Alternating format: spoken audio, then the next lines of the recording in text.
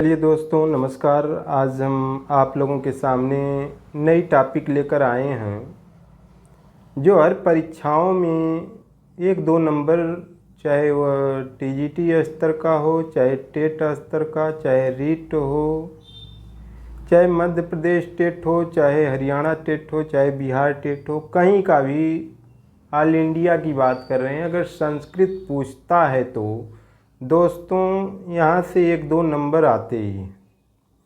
और इस टॉपिक का नाम है वाच्य। आप लोग हमारा साथ देंगे तो अवश्य ही यहाँ से आपको कुछ न कुछ लाभ मिलेगा और इससे बाहर नहीं जाएगा। और जो लोग न समझ में आती हो वीडियो तो दोबारा देख लिया करें। और पूरा आप लोगों को वाच्य पढ़ाएंगे, लगभग 2 वीडियो हो जाएगी और उसके बाद प्रैक्टिस भी करवाएंगे इस चैनल पे।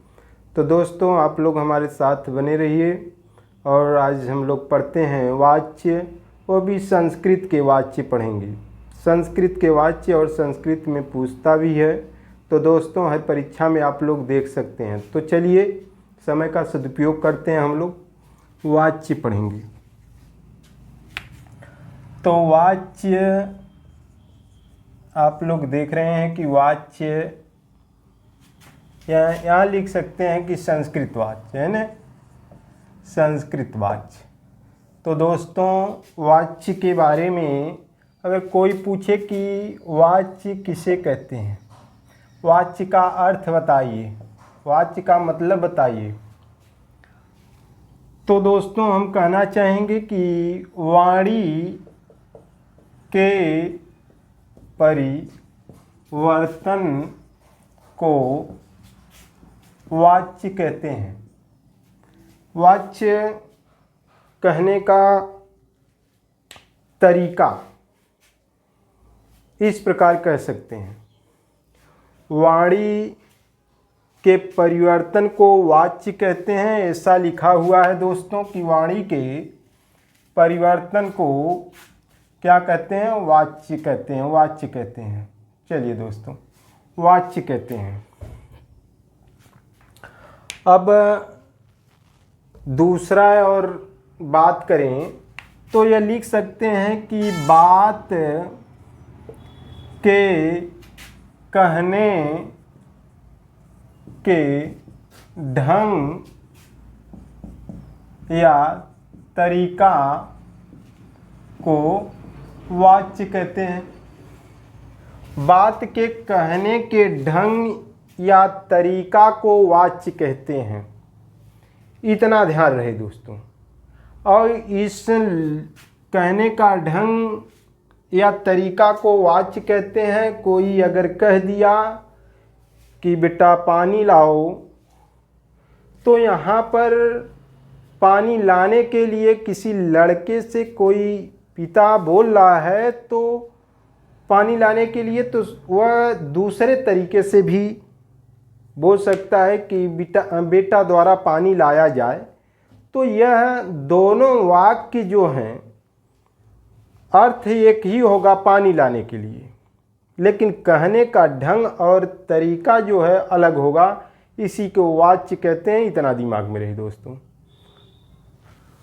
यानी हम कहें कि राम पुस्तक पढ़ता है, राम पुस्तक पढ़ता है, इस वाक्य से आपको महसूस होता होगा कि यहाँ कोई लड़का, राम नाम का लड़का जो है वह पुस्तक पढ़ रहा है। अगर ऐसा हम कहें कि राम के द्वारा पुस्तक पढ़ी जाती है, तब भी वह पुस्तक ही पढ़ रहा है। अर्थ दोनों वाक्यों का अर्थ जो है, अर्थ एक होगा, एक होता है, इतना दिमाग में रहे। वाणी के परिवर्तन को वाच्य कहते हैं, या बात के कहने के ढंग या तरीका को वाच्य कहते हैं। यहाँ तक हमारी जानकारी में अच्छी तरह आप लोग समझ गए होंगे। लेकिन बात क्या है कि अर्थ एक होता है, कहने का तरीका या ढंग अलग होता है। अगर वाक्य लिखकर आपको बताना चाहें तो दोस्तों वाक्य में देख लीजिए। अगर लिख दिए कि बालक पुस्तक पढ़ता है। एक पहला वाक्य। दूसरा वाक्य, बालक के द्वारा पुस्तक पढ़ी जाती है। सोचिएगा दोस्तों कि दोनों का मतलब एक ही है, दोनों का अर्थ एक ही निकल रहा है कि बालक जो या लड़का पुस्तक पढ़ता है, बालक के द्वारा पुस्तक पढ़ी जाती है। पढ़ी क्या जाती है? पुस्तक ही। वाक्य के या बात के कहने के ढंग या तरीका को वाच्य कहते हैं। वाणी के परिवर्तन को वाच्य कहते हैं। अर्थ एक होगा। यहाँ पर आप लोग हमारी बात अच्छी तरह समझ ले रहे हैं। तो दोस्तों, अगर इसका संस्कृत बनाया जाए तो आप लोग आराम से बना सकते हैं संस्कृत। तो बालक, तो लिखेंगे बालकः पुस्तकम पठति। बालकः पुस्तकम पठति। अगर इसको बनाना है तो बालकेन पुस्तकम पठ्यते। यह वाक्य बन गया संस्कृत में। इसका अनुवाद है दोस्तों इन दोनों का, और मतलब एक ही है। मतलब एक होगा, अर्थ एक होगा, कहने का ढंग या तरीका अलग अलग हो सकता है। हमारी जानकारी में आप लोग अच्छी तरह समझ रहे हैं कि संस्कृत वाच्य पढ़ रहे हैं। वाच्य का अर्थ या किसे कहते हैं, तो आप लोग यह पढ़ें नंबर 1 में कि वाणी के परिवर्तन को वाच्य कहते हैं, नंबर 1 में। नंबर 2 पढ़ें कि बात के कहने के ढंग या तरीका को वाच्य कहते हैं। आप लोग दोस्तों यहाँ तक हमारी जानकारी में समझ में आ गई होगी बात। कैसे इसको उदाहरण द्वारा समझाए हैं कि बालक पुस्तक पढ़ता है, तो अर्थ तो निकलता होगा कि कोई लड़का जो है पुस्तक पढ़ रहा है। फिर उसी बात को हम कह दिए कि बालक के द्वारा पुस्तक पढ़ी जाती है, तब भी तो पुस्तक ही पढ़ी जाती है। तो कहने के ढंग या तरीका को वाच्य कहते हैं। इतना दिमाग में रहे दोस्तों। आगे चलते हैं हम लोग और बात कर लेते हैं। समझ में आना चाहिए दोस्तों। इतना आप लोग स्थिर होकर एक जगह दिल और दिमाग लगाकर पढ़ेंगे तो दोस्तों हमारे इस चैनल से बहुत कुछ जानकारी आप लोगों को मिलेगी।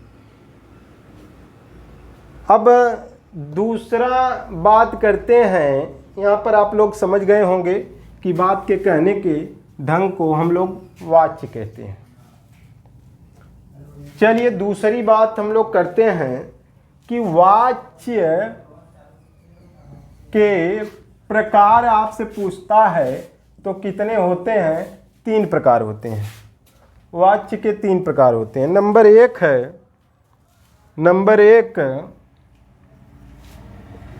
कर्तृवाच्य। कर्तृवाच्य। नंबर 2 है कर्मवाच्य। नंबर 3 है भाववाच्य। वाच्य के कितने प्रकार हैं? यहाँ से मोटी बात भी आपसे पूछ सकता है, संस्कृत हो चाहे हिंदी हो। वाच्य के भेद पूछे तो 3 हैं। एक का नाम है कर्तृवाच्य, दूसरे का नाम है कर्मवाच्य और तीसरे का नाम है भाववाच्य। हमारी जानकारी में आप लोग यहाँ तक अच्छी तरह समझ गए होंगे। वाच्य के प्रकार पूछे तो दोस्तों कितने प्रकार हैं? 3 प्रकार हैं। नंबर 1 है कर्तृवाच्य, नंबर 2 कर्मवाच्य, नंबर 3 भाववाच्य। आगे और बात कर लेते हैं कि कर्तृवाच्य किसे कहते हैं। यह देखिएगा दोस्तों, आज हम लोग 2 वीडियो 3 वीडियो में जो भी होगा आप लोगों को बहुत इस चैनल पे विधि और विधान पढ़ाया जाएगा, लेकिन अस्थायी रूप से आप लोग एक बार नहीं समझ में आ रहा है तो दोबारा देखिए। परिश्रम का फल जो है बहुत मीठा होता है दोस्तों। तो यहाँ पर हम लोग बात करते हैं कि कर्तृवाच्य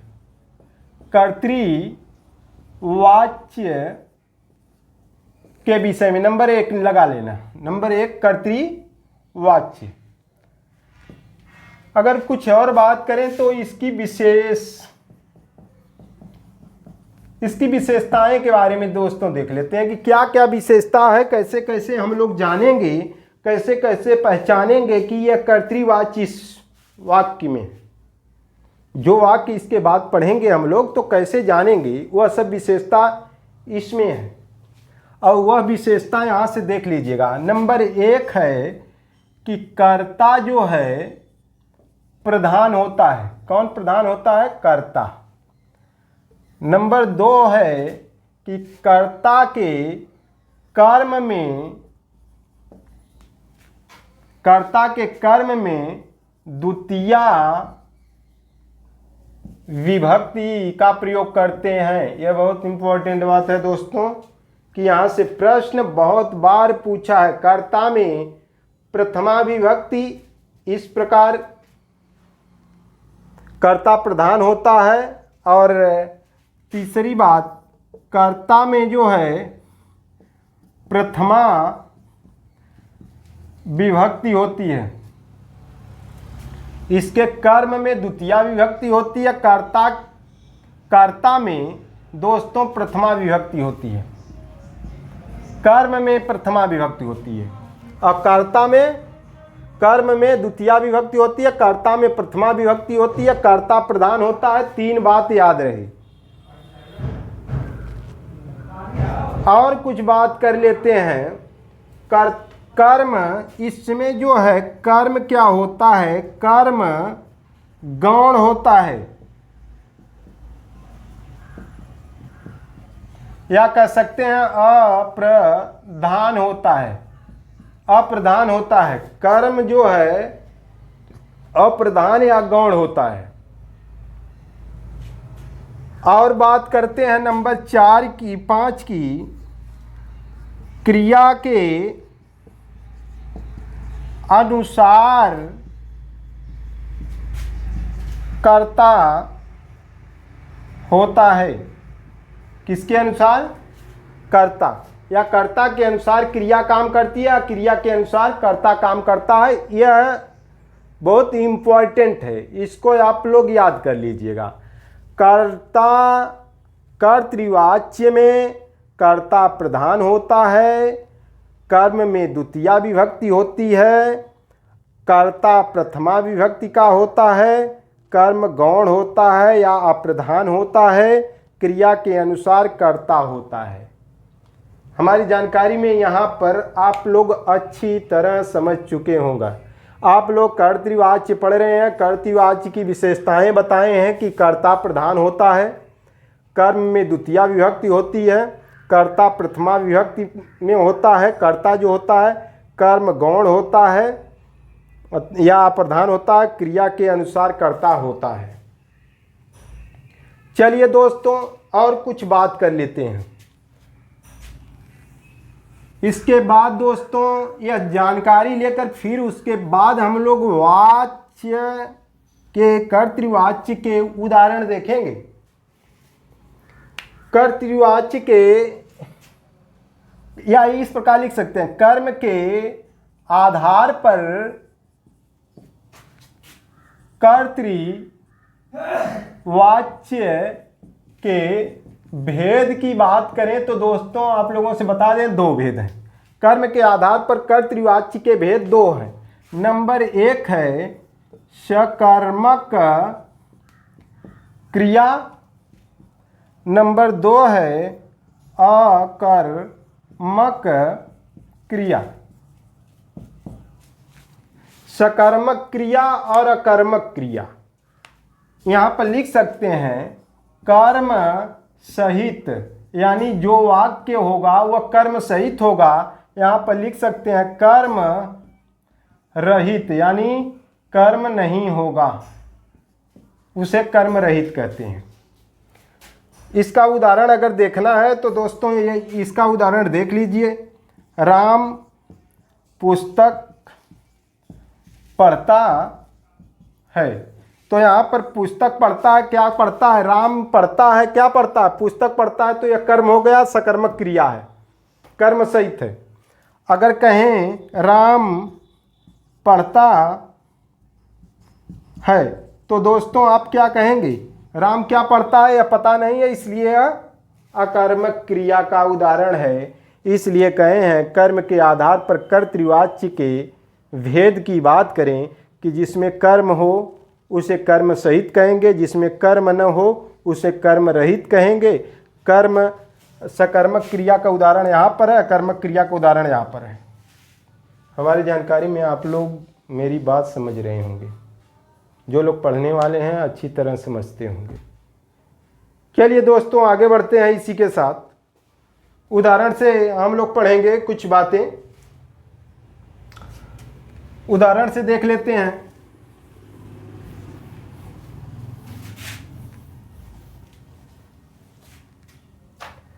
जैसे यहां पर लिख सकते हैं कि सकर्मक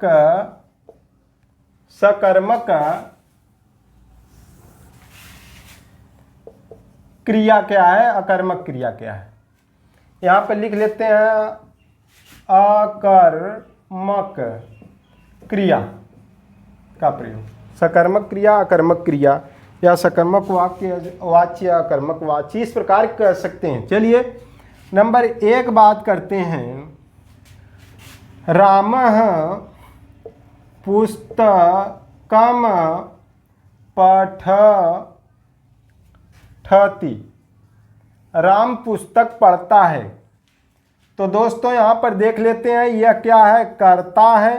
पहली बात, रामः पुस्तकम पठति कर्ता है, और राम है आप लोग जानते हैं कहाँ पर बनता है, प्रथमा में।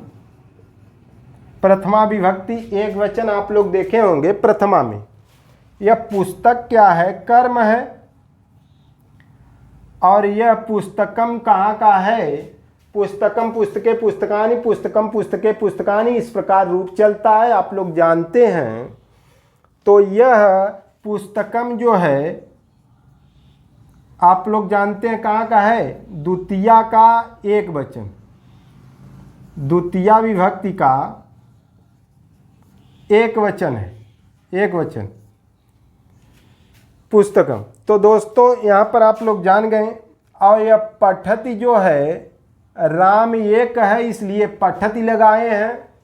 राम 2 होते तो पठतः लगाते, राम बहुत होते तो वहाँ पर पठन्ति लगाते। तो क्रिया के अनुसार जो है, या लिख सकते हैं कर्ता के अनुसार क्या है, क्रिया है।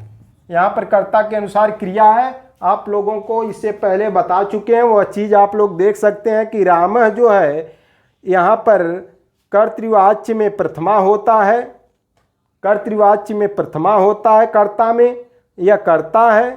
पुस्तक जो है कर्म है, और कर्म में द्वितीया विभक्ति होती है। यहाँ पर एक वचन है, तो एक वचन यह नहीं है कि एक ही वचन होगा, 2 वचन भी हो सकता है, बहुवचन भी हो सकता है। तो यहाँ पर एक वचन है, द्वितीया का एक वचन है। पठति जो है कर्ता के अनुसार क्रिया है, कर्ता एक वचन का है तो क्रिया एक वचन की, कर्ता 2 वचन का, क्रिया 2 वचन की, कर्ता बहुवचन का तो क्रिया भी बहुवचन की होनी चाहिए। दोस्तों यह कहाँ पर लागू होगा, कर्तृवाच्य में, कर्तृवाच्य में यह लागू होगा। चलिए अकर्मक क्रिया की बात कर लेते हैं। अकर्मक वाक्य एक देख लेते हैं कि रामः पठति लिख दिए दोस्तों। तो देखिए यहाँ पर कर्म का अभाव है, अकर्मक क्रिया में कर्म का अभाव होता है। यह कर्ता जो है नियम वही होगा, विशेषता वही होगी कर्तृवाच्य की। यहाँ पर यह कर्ता है, राम क्या है, कर्ता है, यह क्या है, क्रिया है, कर्म नहीं है। और यह प्रथमा का है, प्रथमा विभक्ति का एक वचन है, आप लोग जानते हैं। और कर्ता के अनुसार जो है, अनुसार यह क्रिया है, कर्ता एक वचन का तो क्रिया भी एक वचन की। और उदाहरण आप लोगों को देखना है तो बहुत उदाहरण है, आप लोग आराम से बना सकते हैं। जैसे देख लीजिए,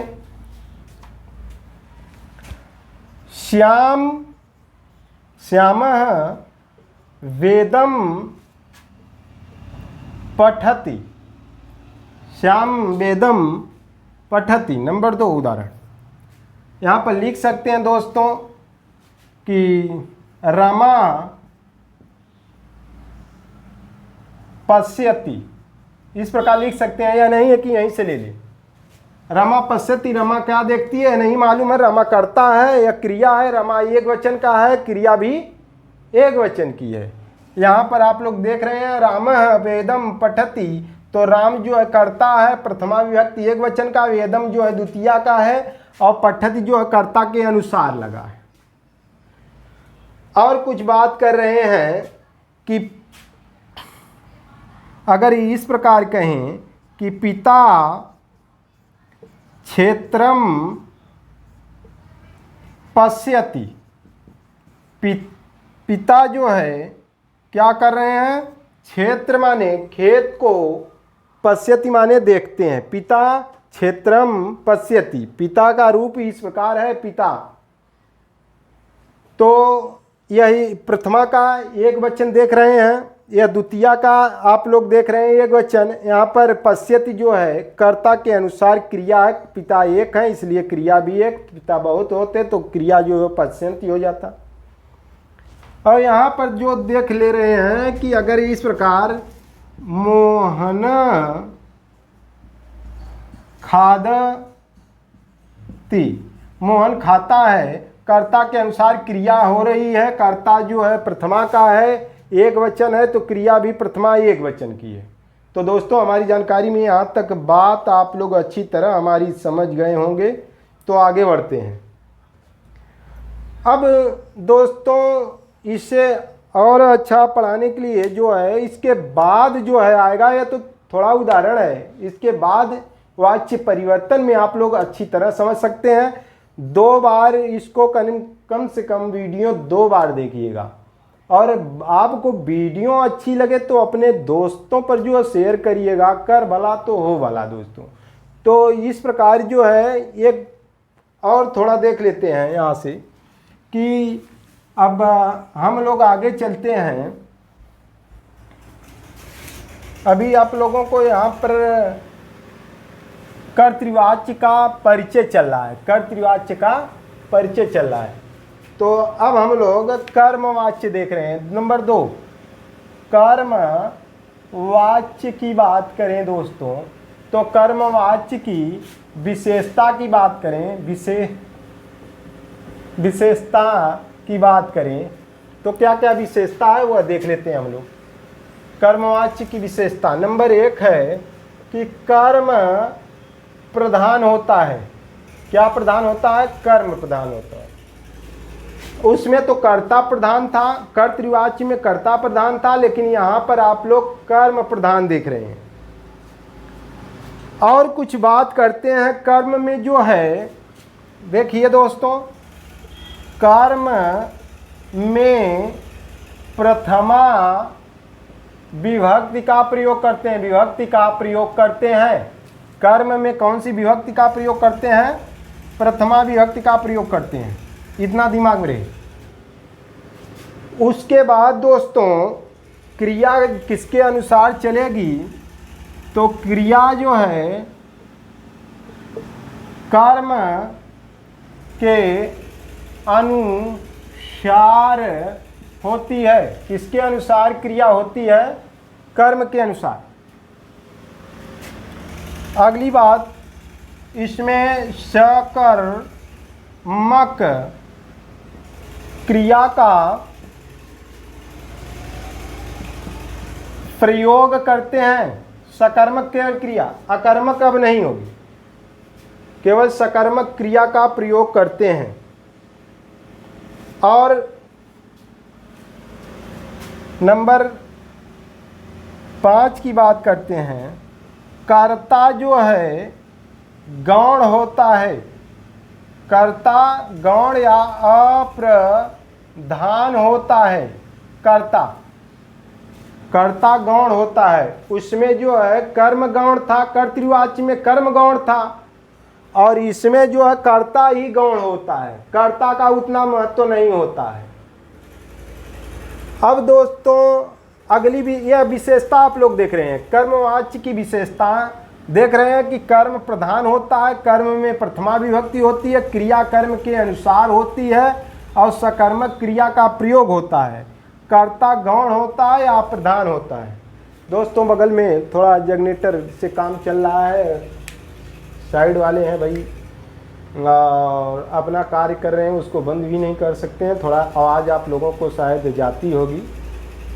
तो पढ़ने वाले छात्र जो है वह जंगल में रहें, चाहे पर्वत पे रहें, चाहे समतल में रहें, चाहे समुद्र में रहें, जिसको नशा है, दीवानगी है,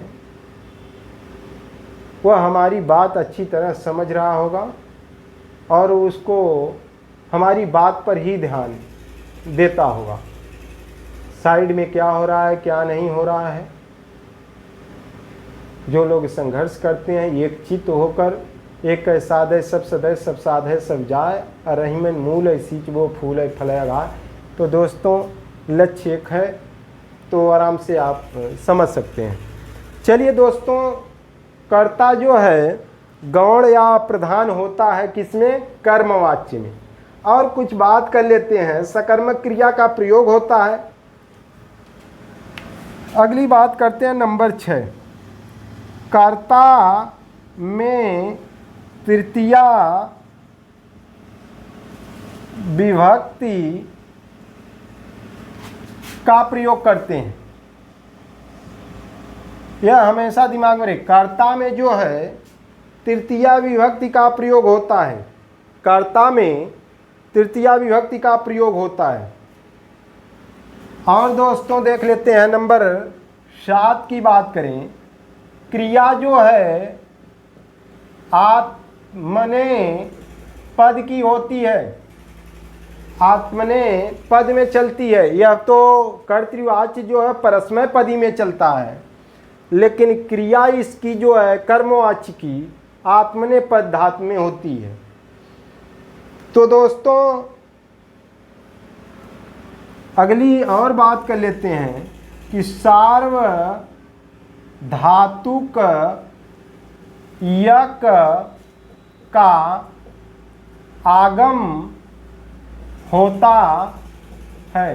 तो दोस्तों इतना जान जाइएगा कि इसके क्रिया में, कर्मवाच्य के क्रिया में यह दिखाई देगा, यह जरूर दिखाई देगा। किसमें, कर्मवाच्य की क्रिया में यह जरूर दिखाई देगा। तो कर्मवाच्य की विशेषता आप लोग पढ़ रहे थे अभी तक।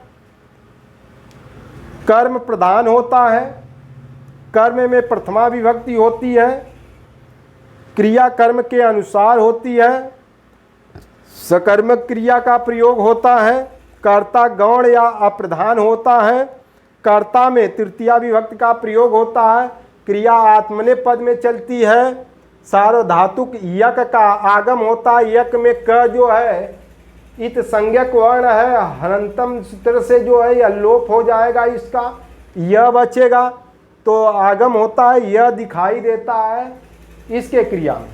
दोस्तों हमारी जानकारी में यहाँ तक बात अच्छी तरह आप लोग समझ चुके होंगे। दोस्तों अगर समझ में आ रहा है तो एक दूसरे के यहाँ शेयर करिएगा, लाइक करिएगा, और अगली वीडियो प्राप्त करने के लिए सीरियल वाइज पूरा वाच्य पढ़ने के लिए आप इस चैनल पे बने रहिए, अगर आपको यह वीडियो अच्छा लगा हो तो चलिए दोस्तों, तब तक के लिए धन्यवाद।